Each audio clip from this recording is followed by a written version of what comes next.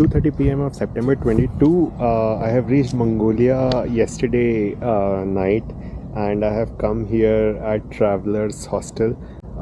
This is the common area of the hostel. That's the gate, and I'm staying in this yurt or ute. This is my first ute stay, and yeah, this is a dormitory. I mean, they have put multiple beds inside this. I'll just quickly show. Yeah, so that's how it looks from inside. There is a central heating area. They put coal, and then this heats up the yurt. That's my bed, and that's Edwin. And there's one more traveler with us from Germany, Tim. So three of us are here, and yeah, this staying in yurt was exciting for me. This is the first time. It was fun. We were cracking jokes yesterday night. I have been, this is a day off today, not riding, been working on the video of my Altai stay that I have just put to upload on YouTube. Now I will be going out to the city to get SIM card and also eat something. It's afternoon already. And then I'll be coming back. Edwin and Tim are out for an Eagle Festival, attending an Eagle Festival which is around 40 kilometers from here. Well, I was not too enthused. I wanted to go, but then I wanted to just rest because I've been riding 3 days back to back. And yesterday was a fairly long day with the border crossing and stuff like that. First view of Mongolia, Ulgi region. Apparently Ulgi region is also, Ulgi city is also in Altai region, and Altai region actually spans in Russia, Mongolia and Kazakhstan. And it's being said that the Kazakh part of Altai and the Russian part of Altai has seen a lot of development, so they don't have the real like the bare bone Altai culture, but then apparently on the Mongolian side the development is not so much, so you get to see some real Altai culture this side.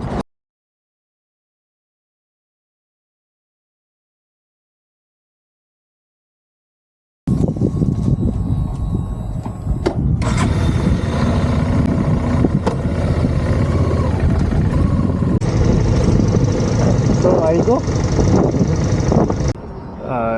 Just withdrew some Turkic mannat from this Zan bank or Han bank. Actually X is H and H is N, and that small b is B. So yeah, it's Han bank. So in Mongolia, Han bank doesn't charge any commission from the foreign card, and it's the bank that we should withdraw money from. Well, the Mongolia stay doesn't seem to start at a great note. I came to get the SIM, so I got this Unitel SIM, and my internet didn't work, so they asked me to come after 15 minutes, basically check after 15 minutes. Then I went back to the Unitel office. They eventually gave me a new SIM. Well, internet works, but outgoing calls are not working. Yeah, reminded me of the software engineering days where we used to create something and then, well, some of it works, some of it doesn't work, and then we'll get bugs or people will come back and then we'll try to figure those out. Yeah, Mongolian network still seems to be in their early days. Okay, so we started on the way to, yeah, where are we heading? No, what's the national park? Altai Tavan National Park. Oh yeah. We are heading to the Altai Tavan National Park, and then I think we took the wrong road, but the scenery was so nice and we just kept continuing, and then I stopped and then we realized we are on the wrong road, so we are going to go back and yeah, then turn towards the right road. But the scenery is pretty awesome, and yeah, it's for the first time I would have stopped in such an, like, I have stopped on empty roads before, but yeah, this feels different. Okay, so we are back to the right turn. Well, it's right and also right. And Edwin is coming behind me. Oh, okay. And the road doesn't look that good. It's okay, we'll manage. That's Edwin in front, and I think I think we are doing a Pamir version 2 on this road. Yeah, I mean, well, when I rode from the Mongolian border to Ulgi, there were patches of roads which were like this. So initially when we entered this road, I thought that, oh, it's just a bad patch and it probably become better. But now it is looking like the entire road is like this. I don't know if the road becomes good at all, or we just keep riding on a road like this. We'll see. Okay, so we made very little progress in an hour. I think we came probably like 20 kilometers or even lesser. Actually, not even 20. So we have now decided to turn back because it's 2 o'clock in the afternoon, and I think we'll probably stuck in a no man's land if we keep continuing like this. So we are now heading back to Ulgi village, and then we have dropped the plan to go to the national park, and we will head to Khovd from here. Okay, that was all the Pamir road that was in our destiny. Now back to good old, not good old, but yeah, back to good roads. Well, the mountains here to the left and the bad roads are definitely very Pamir reminding. That is some vehicle to be ridden on this road. Very brave. Back to the good roads, and now we are heading to Khovd. Edwin has said that the roads to Khovd are all nice. We can do 100 kilometers per hour. It says 228 kilometers from here.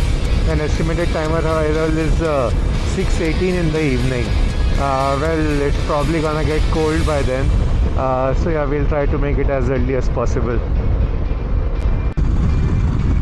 Some snow-clad peaks visible on the left.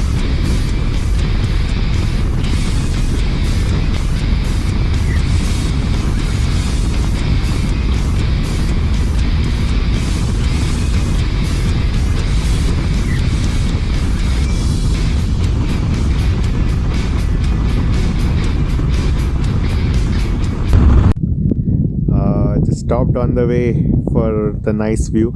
Apparently this is the place where the Ulgi Eagle Festival happened, and Edwin and Tim came here yesterday. I didn't come, so you have to actually further go down to the lake, and the views are nice over there. Then the view behind is also I hope when I make the video I can zoom in, and these are nice mountains.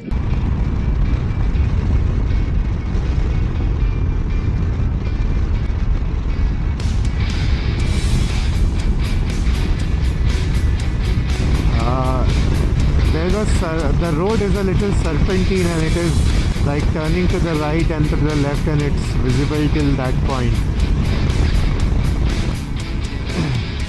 There's one single house there on the foothill of those hills or mountains.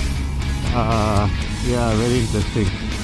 Actually, there are a couple of houses. I think it's probably a small village.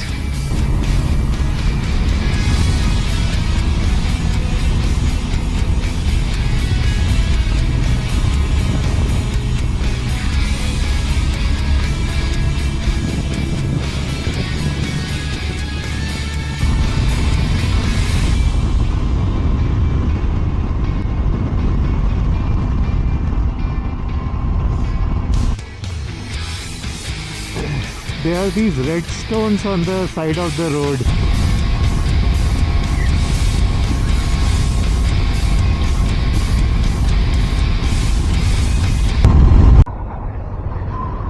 We were able to spot a cafe. Actually, there was a board on the road, and well, it wasn't really expected that there will be a cafe on the road in Mongolia, because things are like really sparsely populated. So we thought, yeah, let's check. I think it is. There are cars here, so looks like it is a cafe.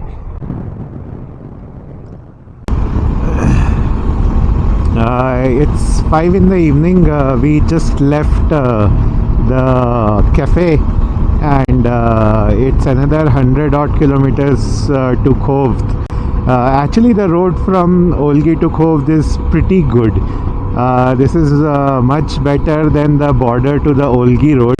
And Edwin said that yeah, this road is going to be pretty good, but beyond Khost towards Ulaanbaatar, I don't think it is going. He says he doesn't think it is going to be that good. We'll see how that turns out to be, but this road is amazing.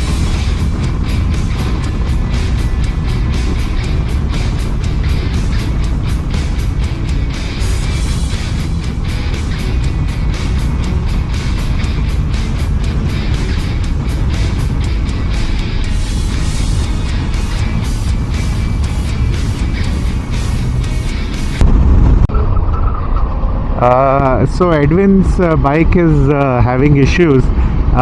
He had loss of power and he had replaced spark plugs of his bike. He had to replace one of the spark plug. Looks like the new spark plug is not working that well, and he's again experiencing loss of power. So yeah, we have decided to go slow, and hopefully we'll reach Khost.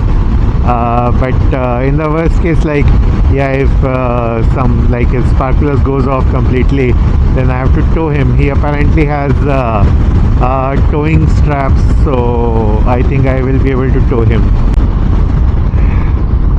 The view in the front is absolutely amazing, with different hills scattered and then snow-peaked mountains behind them. Well, Mongolia, like I wasn't expecting much from Mongolia, but I'm so glad that I took the detour from Novosibirsk via Altai to Mongolia. Yeah, riding in Mongolia is probably one of the best experiences so far.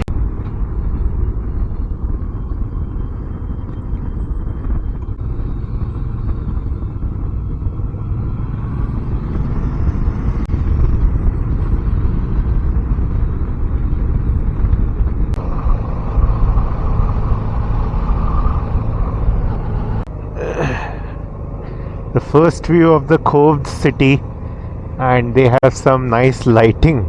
I don't know if it is a special occasion or if it is a usual thing.